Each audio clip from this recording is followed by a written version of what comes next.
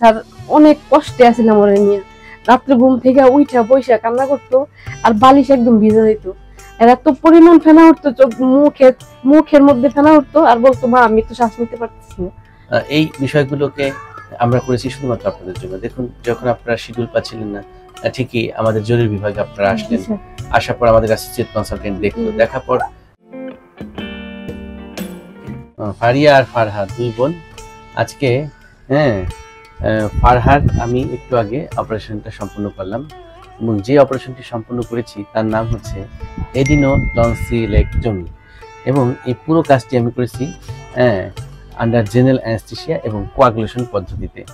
Coagulation পদ্ধতিতে আমরা যখন সার্জারি করি, এখানে আমরা কোয়াগুলেশন করে করে সার্জারি যখন করি তখন ব্লিডিং এর চান্স আমরা দেই না, যে কারণে এখানে কাটাছেঁড়া সেলাইয়ের প্রয়োজন হয় না। তা আপনি ওর মধ্যে কি কি কষ্ট খেয়াল করতেন? স্যার এর প্রথমে ঠান্ডা লাগতো, ঠান্ডা লাগার পরে একদম নাক বন্ধ থাকতো, আর যদি ঘুম আসতো প্রচুর পরিমাণ নাক ডাকার শব্দ হতো, আর মুখ দিয়ে প্রচুর পরিমাণ ফেনা উঠতো, আর রাত্রে ঘুম থেকে হঠাৎ করে উঠা বসে থাকতো, আর বলতো যে মা আমার ভালো লাগে না, আমার শ্বাস বন্ধ হয়ে যায়। এটা বেশি দিন হয় নাই, মানে আমি বুঝতে পারি নাই। আমি তাকে শিশু ডাক্তার দেখাইছি, এই 6 মাস যাবত এর এই বেশি পরিমাণ এরকম সমস্যা দেখা দিচ্ছে। তারপরে ওর বাবা আপনার ভিডিও দেখার পরে, আমি আগে ওর শিশু ডাক্তার 2 জন দেখাইছি, তারপরে ওনারা তেমন কিছু বলে নাই, বলছে সামান্য টনসিলের। পরে আপনার ভিডিও দেখে ওর বাবা বলছে যে স্যারের কাছে তুমি নিয়ে যাও, মানে আমি তো চিনি না আপনার এই জায়গা। পরে আমার ভাইয়ের মাধ্যমে আপনার কাছে আমাকে পাঠাইছে। পাঠানোর পর আমি একদিন আসছি, আসার পরে স্যারকে দেখাইছি, স্যার আবার আপনার কাছে।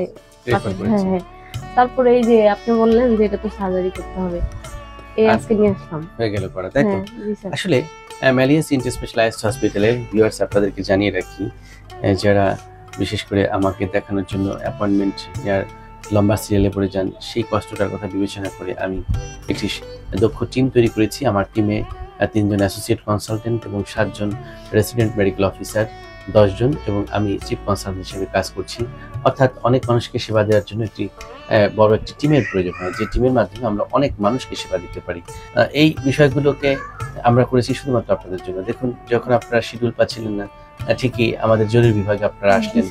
আসার পর আমাদের অ্যাসোসিয়েট কনসালটেন্ট দেখলো, দেখার পর সে কিন্তু প্রাথমিকভাবে এটাকে ডিটেক্ট করেছে এডিনোটনসিলাইটিস, এবং সেটি সার্জারি করার প্রয়োজন আছে, যে কারণে আমার কাছে রেফার করলো। আর সেই রেফার থেকে কিন্তু আমি চূড়ান্ত সিদ্ধান্ত দিলাম যেটা অপারেশন করে নিলে ওর জন্য অনেক বেশি ভালো হবে। স্যার অনেক কষ্টে আছিলাম ওরে নিয়ে। রাত্রে ঘুম থেকে উঠা বইসা কান্না করতো, আর বালিশ একদম ভিজে যেত। এত পরিমাণ ফেনা উঠতো, চোখ মুখের মধ্যে ফেনা উঠতো, আর বলতো মা আমি তো শ্বাস নিতে পারতেছি না।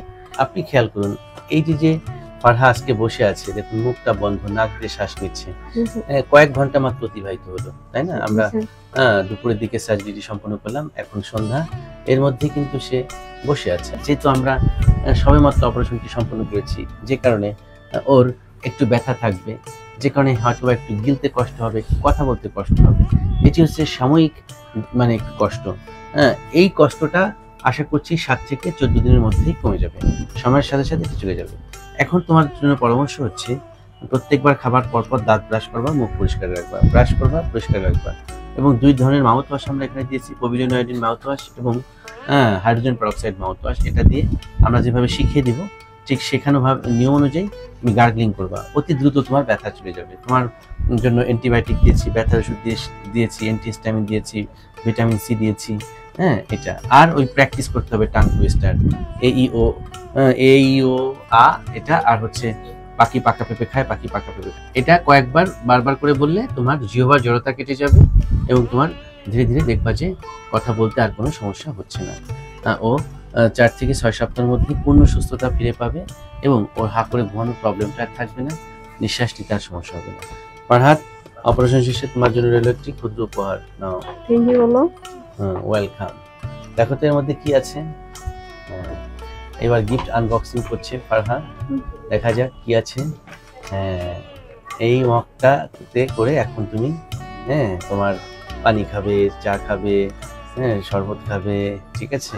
আমি অভিভাবকদের উদ্দেশ্যে বলছি, এডিনোটনসিলেক্টমি সার্জারি নিয়ে আপনারা ভয় পাবেন না। আপনার শিশুর মধ্যে যদি এই জাতীয় সমস্যা খেয়াল করেন, হা করে ঘুমাচ্ছে, মুখ দিয়ে দম নিতে কষ্ট হচ্ছে, শ্বাস নিতে কষ্ট হচ্ছে, মানে নাক দিয়ে দম নিতে কষ্ট হচ্ছে, হা করে ঘুমাচ্ছে, ঘুমের মধ্যে নাক ডাকছে, মুখ দিয়ে লালাজ হচ্ছে, ছটফট করছে, ঠিক মতো ঘুমাতে পারছে না, উঠে বসে পড়ছে, তো আপনার শিশুর এরকম অবস্থা দেখে আপনি ঘরে বসে থাকবেন না, অবশ্যই নিকোলস একজন নাক কান গলা রোগ বিশেষজ্ঞ চিকিৎসকের পরামর্শ গ্রহণ করবেন। Thank you very much for watching this video.